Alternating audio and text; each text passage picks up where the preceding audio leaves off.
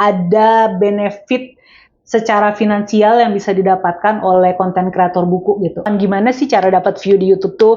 Sebenarnya ada nggak sih peluang untuk kita menjangkau orang yang lebih luas lagi di YouTube? Jadi reviewer, entah di YouTube, entah di Instagram tuh tips awalnya tuh apa dulu Mbak? Emang harus ngebiasain diri, kayak misalnya setiap selesai baca satu buku kayak di remind lagi apa sih yang gue suka, entah cuma sesimpel ada satu adegan khusus di dalam buku itu yang suka, ya nggak apa-apa diomongin aja. Plagiat konten, terus kayak dia bikin review apa kita contek juga reviewnya gitu kan, tuh kayak udah nggak sehat kan.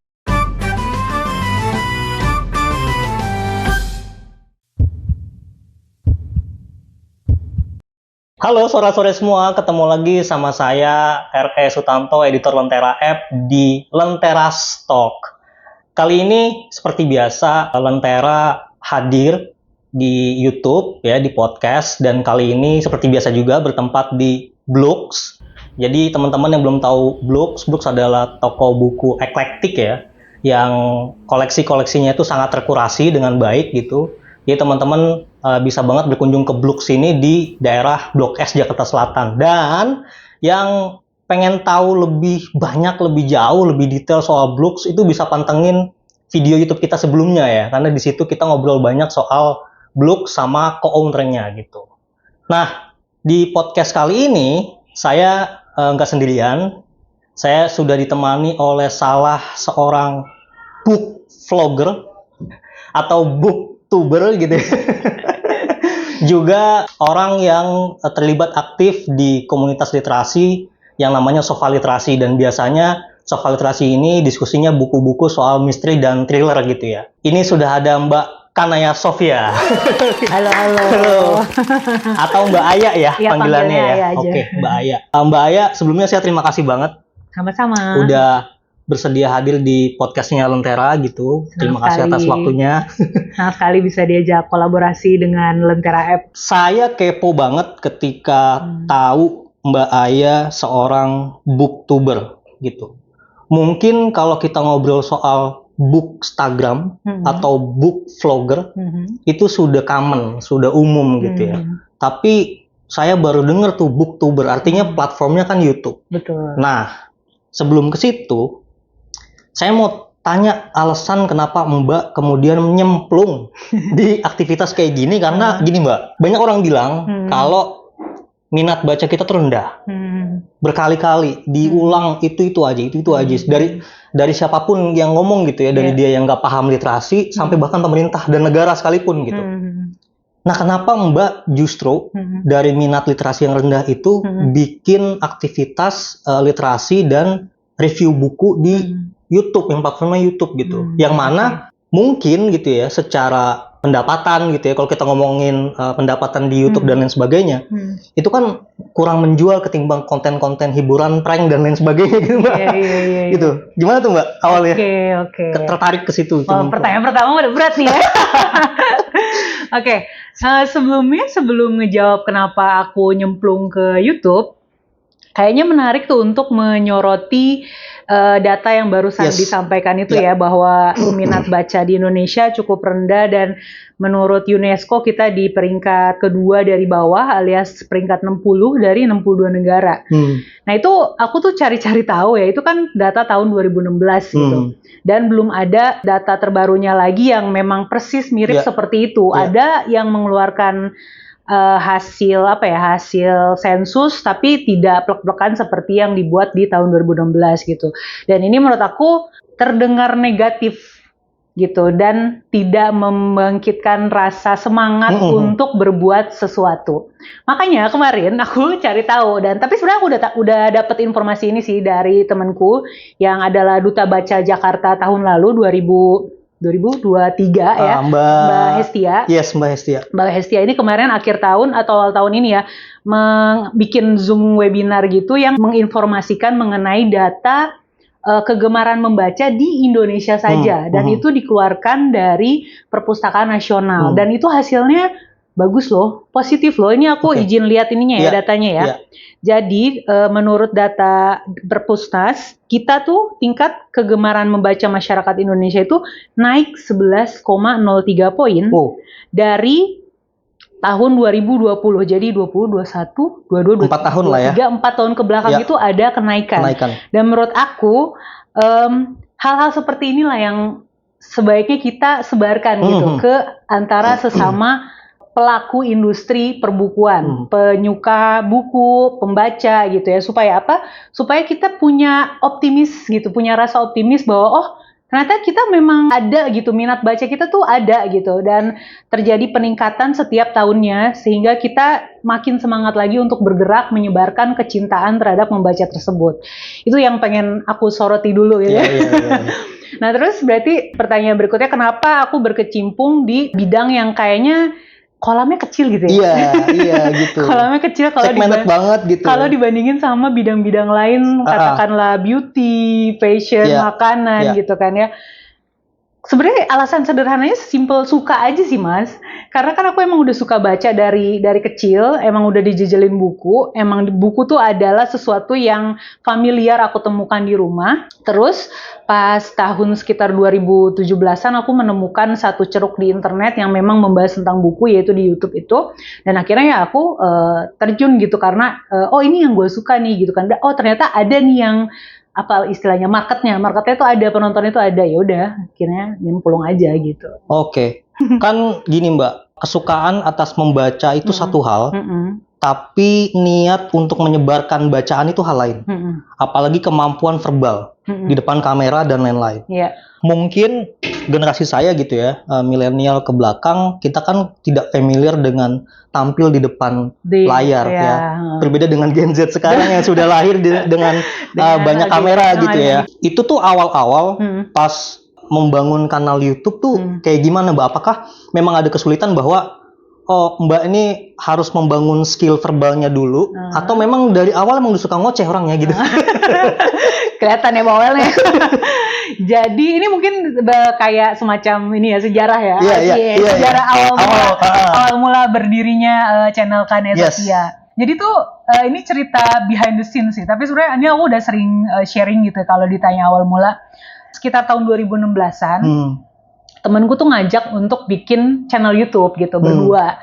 Terus pada saat itu aku juga belum terbiasa nih ngomong depan kamera gini, kayak wah gue nggak bisa nih, gue kagok, udah nggak apa-apa cek aja kata dia gitu. Nah akhirnya karena ada yang ngajakin, aku bertekad gitu untuk yaudah deh latihan sendiri di channel sendiri. Waktu itu kan kayak bikin YouTube sebenarnya gampang ya, asal punya alamat email, yaudah tinggal bikin akun YouTube. Terus aku mulai bikin video-video vlog keseharian, daily vlog gitu. Berarti ini 2016. Itu kan lagi booming banget ya, yang namanya daily vlog ya. YouTube tuh lagi, pokoknya semua orang ngeluarin daily vlog gitu kan. Terus ya udah deh, coba deh bikin gitu kan. Dengan tujuan untuk latihan gitu, kayak ngomong depan kamera tuh gimana sih gitu kan.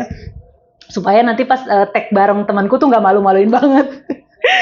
Terus dari situ keterusan bikin sampai satu waktu tuh aku tuh kehabisan ide gitu loh Mas, kayak ternyata hidup gue nggak semenarik gitu ya.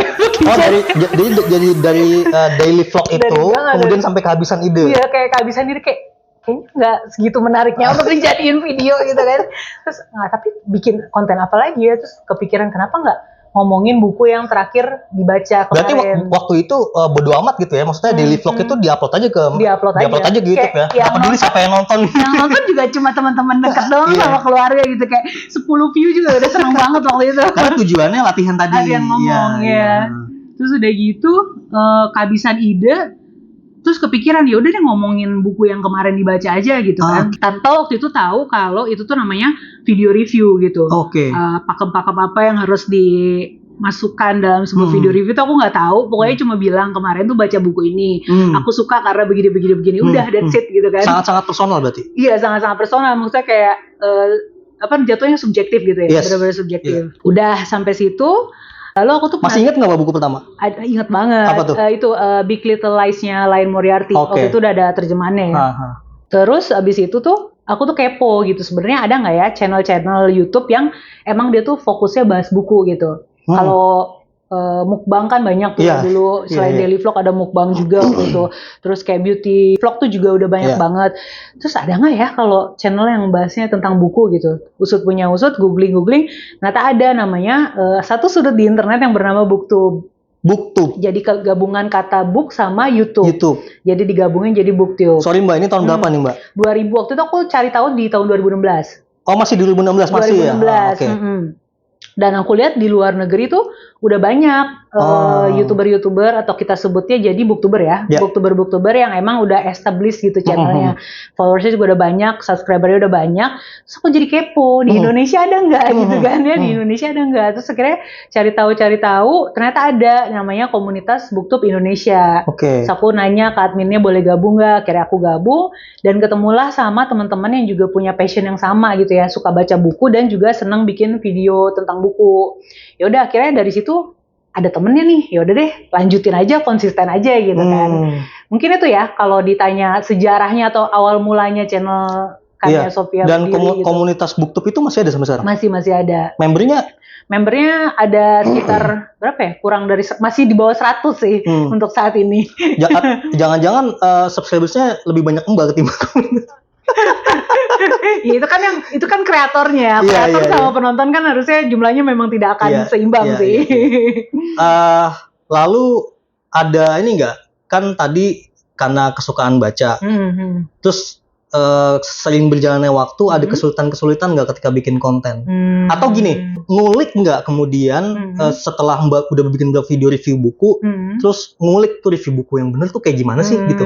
Atau ngebaca gitu, baca review-reviewan orang kayak gitu yang mungkin selama ini gue subjektif tapi gue berusaha untuk objektif deh gitu misalnya. Ngulik apa enggak ya?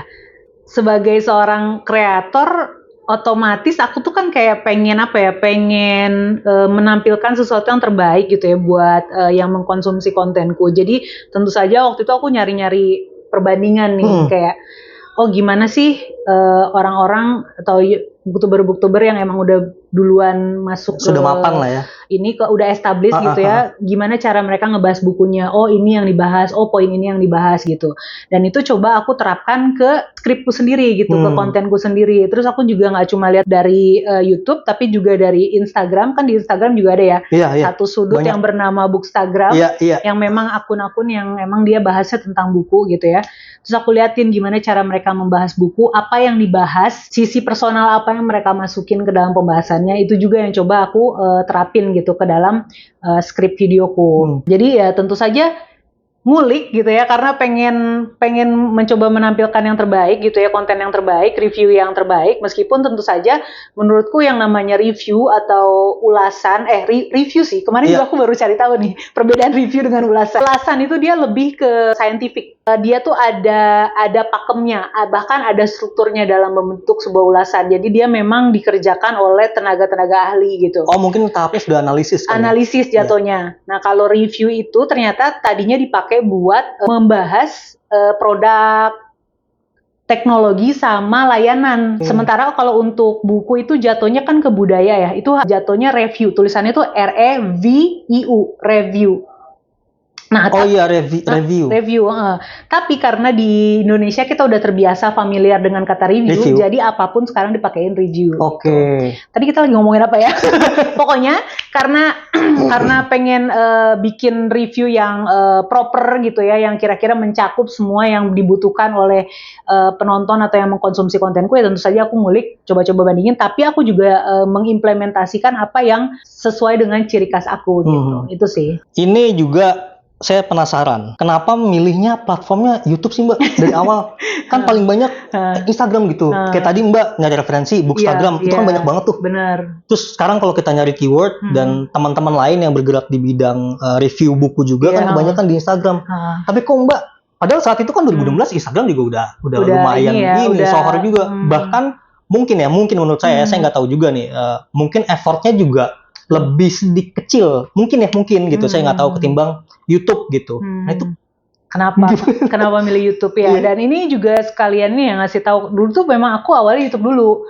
Jadi aku kan bikin video di YouTube, terus kayak ketemu sama teman-teman booktuber di komunitas BookTube Indonesia, terus aku cek Instagramnya mereka, terus kayak mungkin algoritma juga ya. Jadi di Explore-ku tuh ada direkomenin akun-akun bebukuan yang kita sebut Bookstagram itu. Terus aku lihat, oh ada juga ya kayak akun Instagram yang fokusnya bahas buku. Jadi barulah setelah YouTube aku baru bikin akun Bookstagram juga gitu. Jadi sejarahnya tuh YouTube dulu baru Bookstagram gitu. Terus pertanyaannya kenapa lebih ngedalemin si YouTube-nya dibanding Instagram yang kayaknya effortnya lebih ini ya, lebih sedikit lah kalau dibanding bikin video gitu kan. Jadi waktu itu juga kenapa aku mau fokus atau serius di YouTube ini karena emang aku udah ngedalemin si ekosistemnya sih. Kayak aku juga pengen tahu kan gimana sih cara dapat view di YouTube tuh. Sebenarnya ada nggak sih peluang untuk kita menjangkau orang yang lebih luas lagi di YouTube. Dan semakin aku ngulik, semakin aku melihat bahwa YouTube ini tuh potensinya gede banget gitu. Karena kan dia mesin pencarian terbesar kedua setelah Google. Ya nggak heran karena kan dia dimiliki oleh Google gitu. Orang pertama mungkin ngetik di Google dulu tapi kemudian nanti akan keluar hasilnya baik di Google maupun YouTube gitu. Jadi menurut aku kayak ini peluang yang bagus banget untuk bisa menjangkau lebih banyak orang gitu. Jadi ya aku dari aku mulai serius tuh 2017 kalau nggak salah. Untuk terus posting setiap minggunya ya di 2017 tuh aku mulai serius dan aku juga ngulik-ngulik ekosistemnya YouTube nih kayak gimana. Sampai akhirnya bisa sampai sekarang ya aku bisa ngejangkau lebih banyak orang lewat platform YouTube gitu dibanding kalau Instagram. Aku juga nggak tahu algoritma Instagram karena aku memang nggak belajar juga kan. Tapi menurutku kayak lebih besar jangkauannya si YouTube ini, belum lagi karena dia bentuknya itu video. Kita bisa ngebangun kedekatan sama yang mengkonsumsi konten kita karena kan kita kayak istilahnya face to face meskipun dibatasi oleh layar sih ya. Tapi ya kita bisa face to face sama penonton kita yang mana pada akhirnya kan membangun kepercayaan gitu, akan bangun trust sama penontonnya kita gitu. Dan aku ngerasa sih emang bisa dibilang penonton YouTube adalah penonton-penonton yang loyal. Terima kasih teman-teman. Iya nggak heran 7 tahun. 7 tahun ngebangun 2017 ya. Iya ngebangun channel selama 7 tahun dan ketika saya lihat YouTube-nya Mbak dengan melihat tadi penontonnya ya, subscribers itu juga terkesan banget gitu karena ternyata banyak yang mengikuti YouTube-nya Mbak gitu. Ketimbang misalnya Instagram, Mbak punya 2 akun di Instagram. Wah, dikepoin. Tapi yang buat untuk Bookstagram-nya ada possessive reader ya. Nah, itu relasi atau keterkaitan antara si Instagram-nya possessive reader dengan YouTube tuh dia kontennya sama atau dari YouTube itu nanti dicuplik-cuplik ditaruh di Instagram itu? Ini jatuhnya ke sistem sih ya, kayak strategi konten ya. Sebenarnya sejauh ini aku nggak punya strategi yang gimana-gimana sih untuk antara YouTube sama Instagram. Karena fokusku di YouTube, kadang Instagram memang kadang suka terbengkalai. Bisa berapa minggu aku nggak posting di Instagram kecuali di story. Jadi ya sebenarnya nggak ada strategi khusus sih. Kadang misalnya reviewnya ada di YouTube, di Instagram aku cuma kasih bentuknya berupa foto gitu, kontennya berupa foto bukunya, lalu poin-poin yang aku suka dari buku tersebut, terus aku arahin untuk kalau pengen dengar penjelasan lebih lebatnya bisa nonton YouTube, di video gitu. Atau kalau di Instagram biasanya lebih ke kegiatan personal aku kayak lagi datang ke acara buku mana, lagi ada seru-seruan apa ya udah bikin foto-fotonya aja gitu. Jadi intinya adalah Instagram tuh lebih ke platform kedua sih buat aku. Ini juga aku penasaran. Mbak dari 2016 bahkan 2017 mulai membangun YouTube dan sudah suka baca dari kecil. Tentunya koleksi bukunya banyak. Pertanyaan saya adalah dari segitu banyaknya koleksi buku itu dikemanain, Mbak? setelah nge-review, apakah ditaruh di rak juga atau didonasikan atau dijual lagi gitu? Iya sih. Iya ya, aku pernah ngitung nggak ya? Nggak pernah ngitung sih, kayak ngelihat banyaknya aja udah pusing banget gitu. Soalnya tempat tinggalku saat ini kan masih kayak tempat tinggal sementara ya, bukan tempat tinggal permanen. Jadi tidak punya keleluasaan untuk menyimpan buku terlalu banyak. Ada waktu itu masanya di tahun 2018 sampai 2019 aku tuh nerima buku-buku untuk direview dan itu tuh kayak jadi banyak banget gitu kan. Terus itu sampai mengganggu aktivitas aku sehari-hari saking banyaknya. Jadi aku pikir ya udah deh aku lepas aja. Ada yang aku jual, ada yang aku donasiin juga. Rata-rata itu dijual sama didonasiin. Dan itu akhirnya rutin karena kan aku juga nerima buku sama beli buku ya.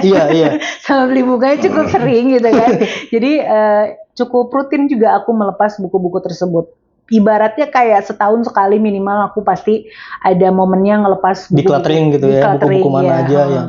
Dan terutama kemarin tahun 2023 itu aku habis baca bukunya Marie Kondo yang The Life Changing Magic of Tidying Up.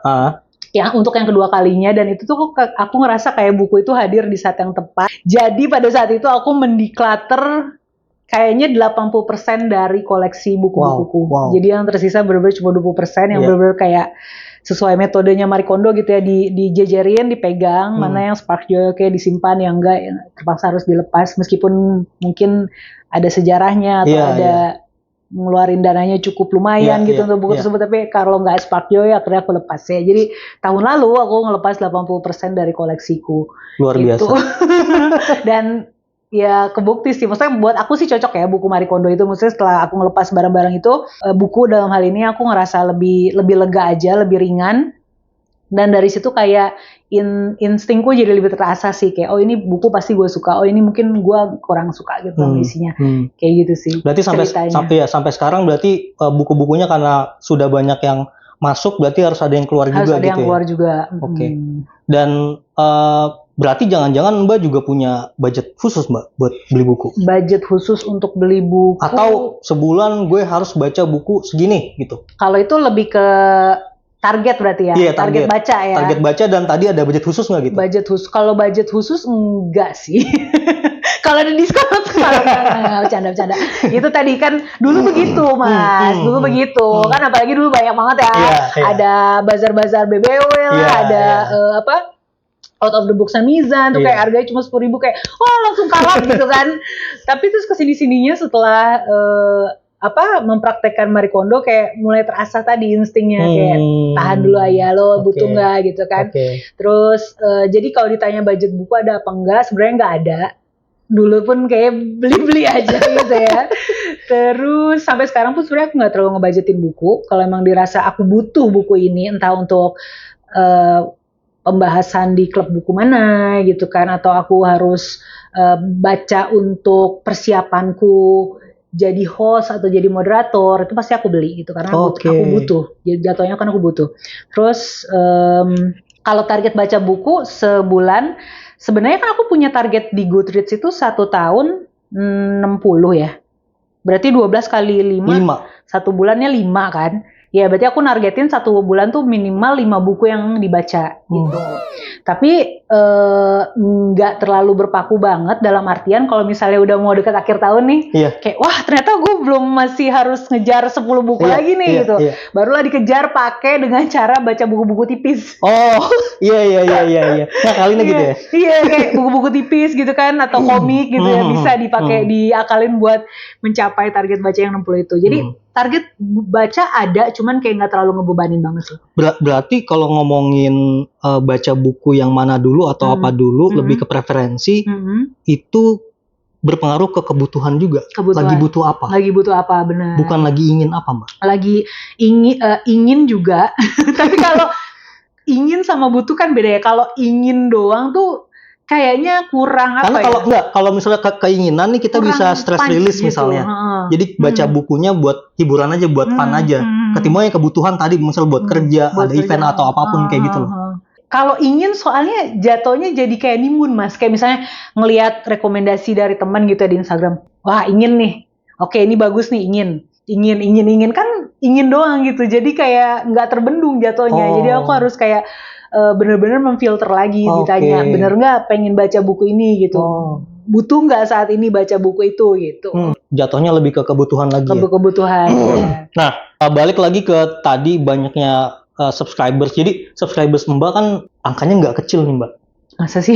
Iya maksudnya kalau saya bandingkan dengan reviewer buku-buku yang lain gitu ya di YouTube, angka subscribernya Mbak lumayan nih. Nah di situ kita juga bisa menarik kesimpulan nggak sih di lumayan banyaknya subscribers Mbak ini, artinya kita juga optimis kok kalau ternyata masyarakat kita suka juga baca buku gitu. Buktinya suka juga ngedengerin orang yang review buku, dan boleh jadi kan jadi tertarik gitu nantinya kayak gitu. Benar. Ya betul. Ya betul sih, aku pribadi juga nggak nyangka bisa sampai di angka itu gitu. Ada orang-orang yang emang mau ngedengerin aku ngomongin tentang buku gitu kan ya. Terus iya sih, dan apalagi sekarang tuh kan platform tuh makin banyak gitu ya. Media kita untuk ngebahas tentang buku ini tuh makin bervariasi dan orang bisa pilih gitu mau mengkonsumsi yang mana, mau konsumsi model panjang, video panjang di YouTube atau mau mengkonsumsi video pendek di media sosial, itu mereka banyak gitu pilihannya. Dan menurut aku ini jadi salah satu peluang untuk kita ngenalin yang namanya buku ini ke lebih banyak orang. Dan kalau dilihat ya, bisa dibilang tadi ya, angka subscriberku itu bukti bahwa emang orang ada punya minat gitu. Minimal ketertarikan dulu deh gitu. Buat dengerin gitu ya. Perihal mereka nantinya beli bukunya dan baca, itu opsi kedua gitu ya. Tapi opsi pertamanya adalah mereka mau dengerin orang yang ngebahas tentang satu buku gitu.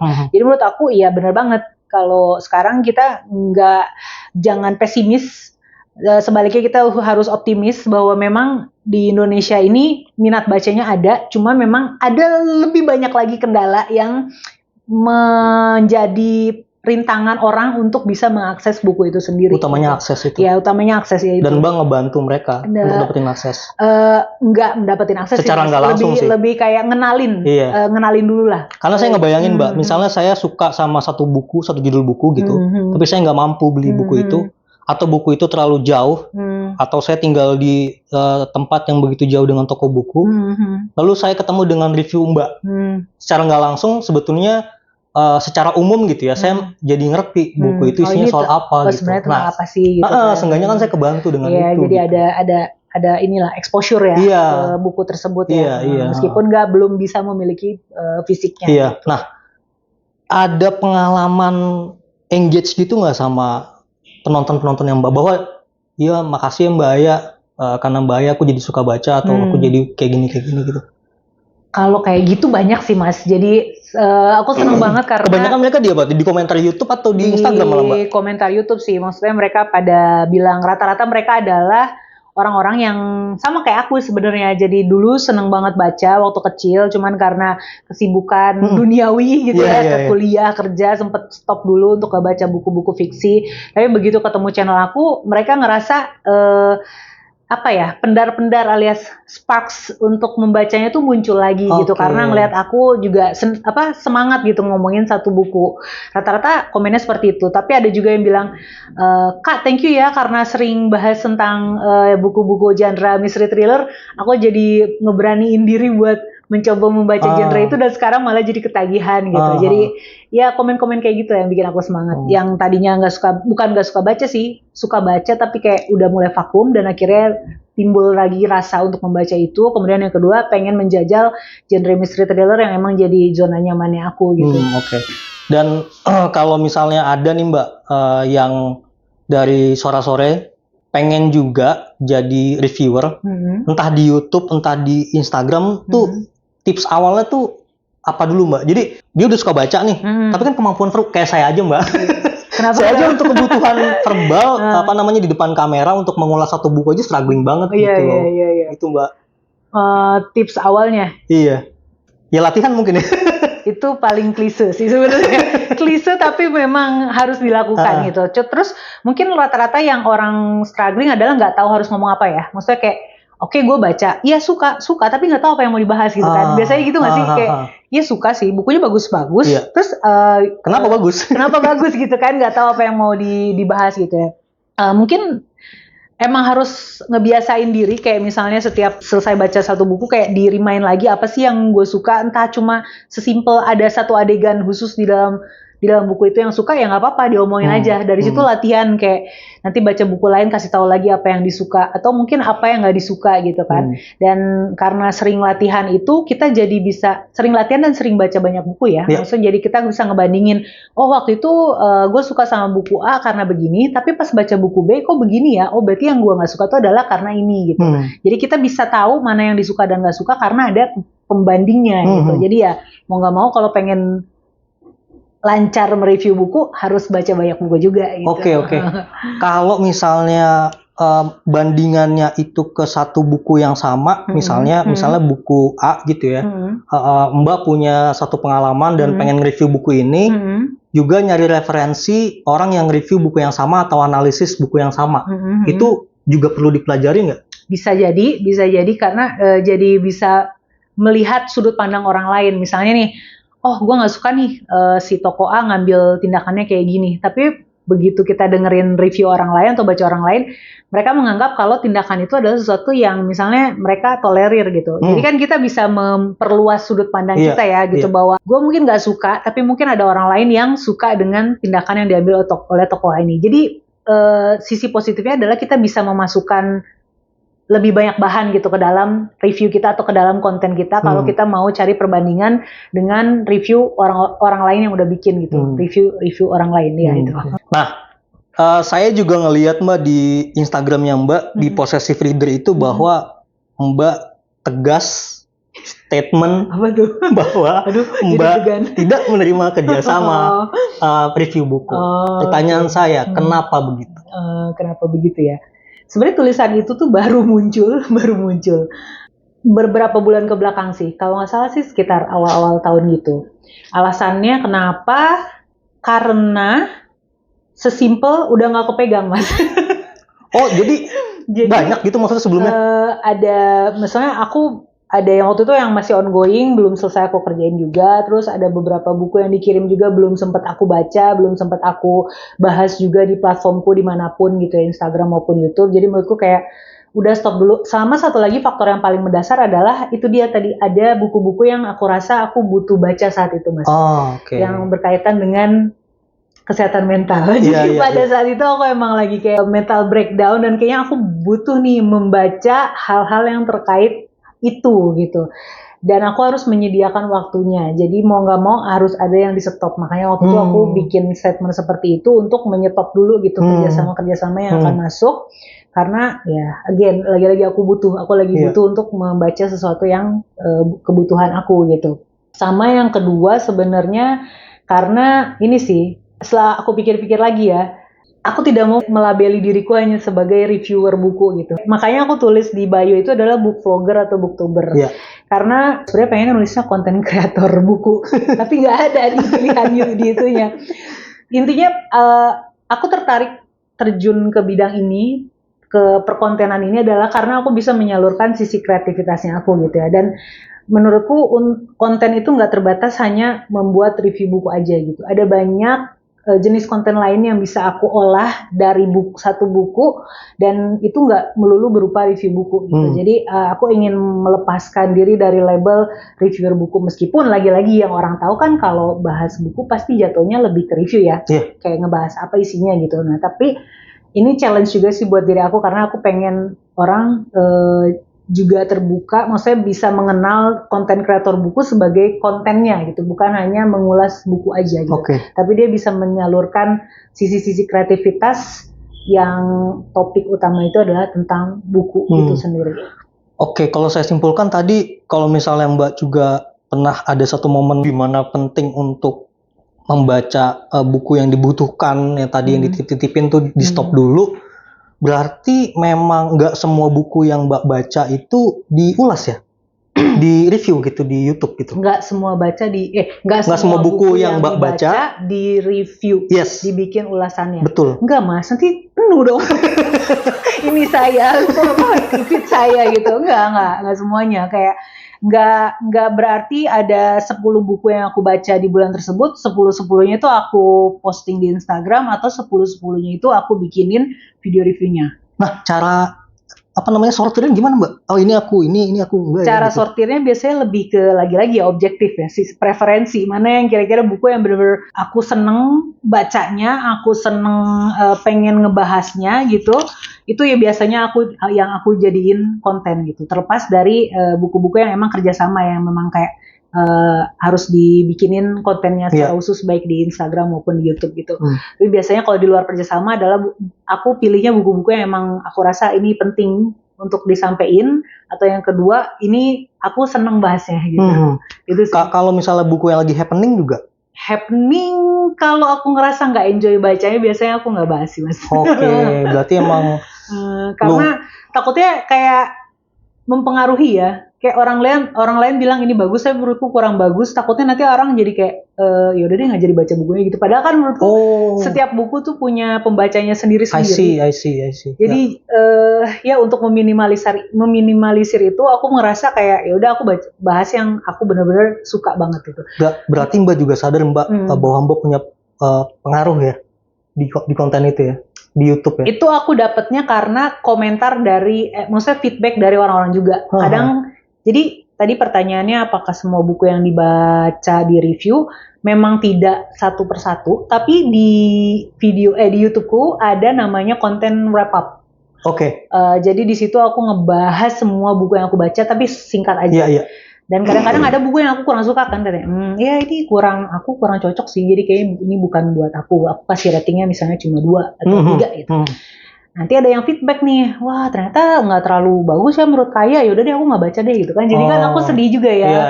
Takutnya, bukan takut ya, maksudnya aku yakin setiap buku tuh pasti ada pembacanya. Betul. Jadi kalau aku terlalu mendalami ini banget, mengedepankan sisi yang aku kurang suka, takutnya orang juga jadi kepengaruh gitu. Karena ada juga yang bilang Mbak bahwa sebetulnya tuh semua orang suka baca, cuma belum nemu buku yang tepat aja. Sebenarnya semua buku itu ada pembacanya, cuman belum ketemu aja sama pembaca yang tepat. Gitu.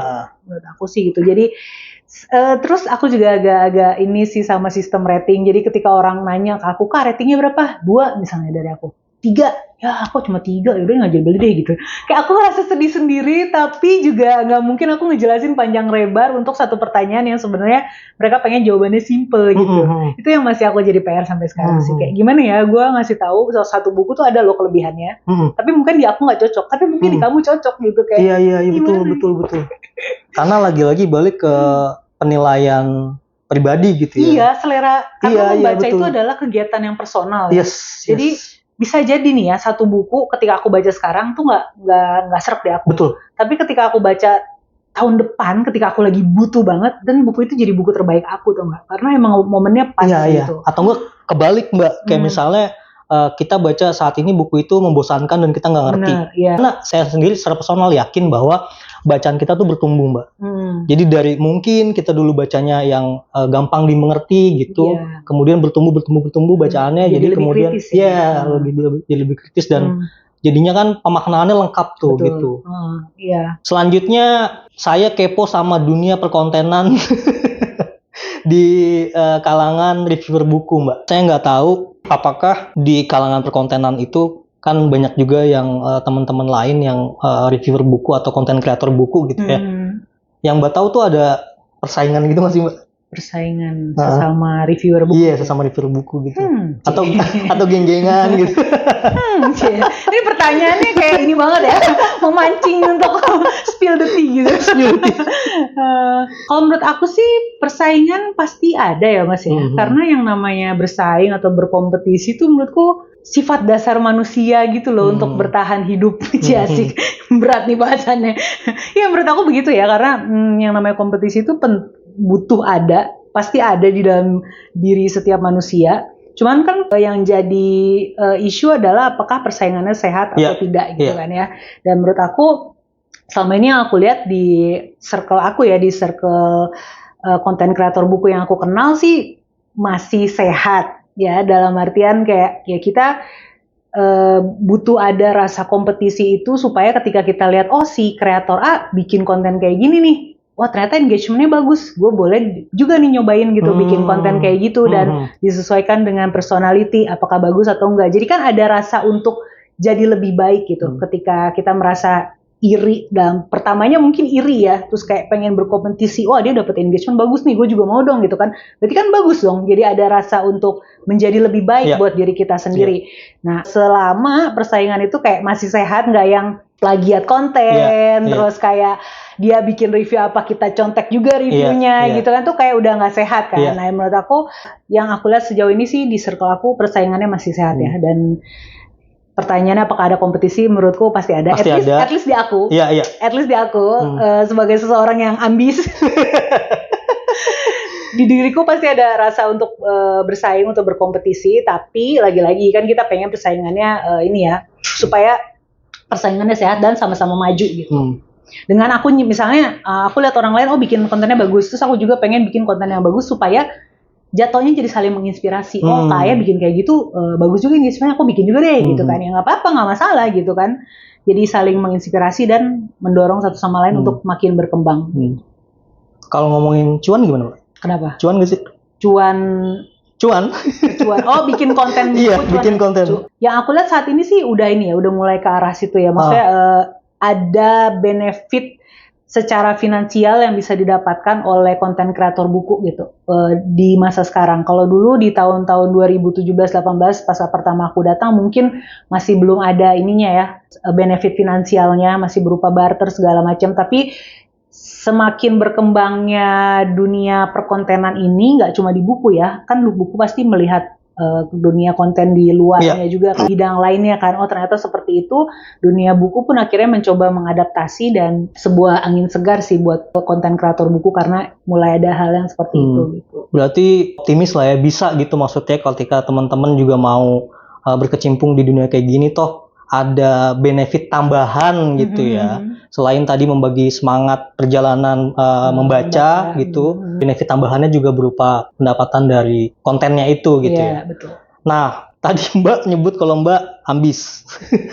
Project terdekat atau gimana cara Mbak maintain deh seenggaknya konten YouTube Mbak supaya nggak bosen gitu, atau supaya si subscribers nggak kemana-mana gitu, atau apakah pilihan bukunya akan beda? Mbak akan menantang itu diri Mbak sendiri untuk gue keluar deh dari mystery thriller, atau gue keluar deh dari hal-hal yang buku yang nggak gue butuhin gitu, atau kayak gimana Mbak? Berat nih pertanyaannya. Karena sekarang juga sebenarnya lagi di masa-masa kayak mengevaluasi channelku gitu ya, apalagi dengan perkembangan video short form yang makin berkembang, otomatis harus bisa bikin strategi yang mengimbangi antara video pendek sama video panjang.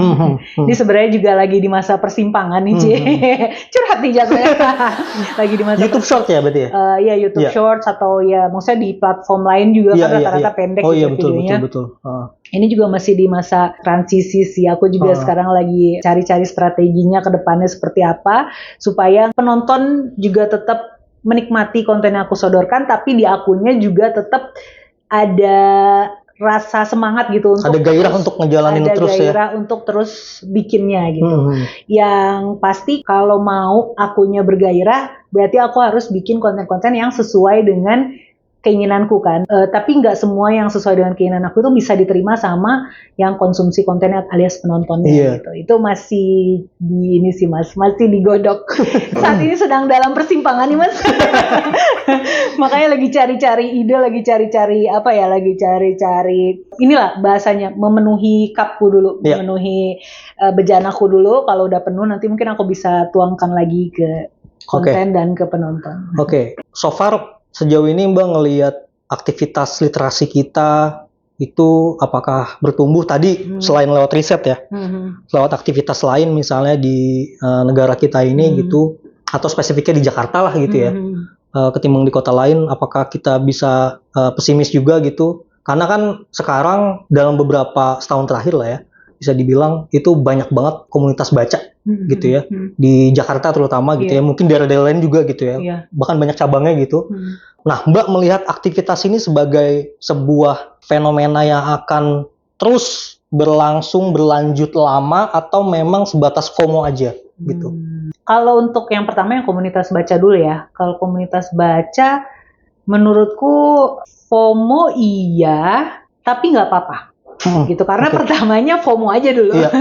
Orang mungkin nonton video YouTube juga karena kepo gitu ya, FOMO dulu nih, ngapain nih orang nih ngomongin buku gitu ya. Tapi harapannya si penggerak-penggerak literasinya ini, penggerak-penggerak komunitas bacanya ini yang tidak termakan FOMO. Jadi dalam artian mau terus berinovasi, menciptakan kegiatan-kegiatan yang akan terus menarik orang untuk terlibat dalam kegiatan-kegiatan literasi ini gitu. Kalau sekarang kan trennya ini ya, bareng-bareng, terus di tempat-tempat publik supaya dilihat oleh orang banyak gitu ya. Terus sekarang tuh kan semuanya serba cepat ya. Ada satu tren naik banget di beberapa bulan ke belakang, bisa jadi turun gitu di beberapa bulan ke depan. Nah, nggak apa-apa juga gitu, tapi yang penting si penggerak-penggeraknya inilah yang nggak kehabisan api, nggak kehabisan semangat gitu untuk terus cari kegiatan lain yang akan tetap narik orang untuk mau beraktivitas literasi gitu. Itu sih kalau untuk yang komunitas baca ya. Kalau untuk kegiatan literasi lain yang aku lihat sih kayak semacam ini ya, bazar buku atau festival-festival buku kayak yang atau sebentar lagi Mbak juga akan mengisi di salah satu acara di tim. Iya, jadi kan acara-acara seperti itu mulai banyak ya, terutama mendekati akhir tahun. Menurutku kalau yang kayak gitu sih nggak akan die down ya, nggak akan meredup selama dunia masih baik-baik saja, selama perekonomian masih baik-baik saja. Karena itu menurut aku adalah kegiatan-kegiatan yang dibutuhkan oleh pelaku-pelaku industri perbukuan ini untuk pertama ngenalin produknya mereka, kedua adalah jadi ajang pembaca untuk bisa bertemu sesama sejenisnya, sesama penyuka buku gitu. Pembaca buku. Menurut aku itu kalau kegiatan kayak gitu nggak akan redup. Dan aku sebagai pembaca tentu saja sangat senang karena makin banyak spot-spot tempat-tempat acara-acara yang bisa aku datangi dan jadi ajang buat ketemuan sama pembaca dan disupport lain. juga dan gitu disupport sama pelaku-pelaku industrinya, dalam hal ini adalah penerbit gitu. Yang penting ekosistemnya hidup terus. Yang penting ekosistemnya hidup terus, dan supaya bisa hidup terus ya mau nggak mau satu sama lain saling ngasih kontribusi lah. Baik itu pembaca ya baca, beli bukunya yang original. Itu penting. Pelaku yang konten kreator bikin konten seputar buku supaya bukunya ini lebih dikenal banyak orang. Jadi semakin jadi saling support satu sama lain. Oke Mbak, sebelum kelar terakhir ini saya mau tanya soal harapan Mbak di ini reflektif sendiri di kontennya Mbak di YouTube gitu ya. Lalu yang kedua harapannya mengenai tadi aktivitas literasi kita di negara ini gitu ya.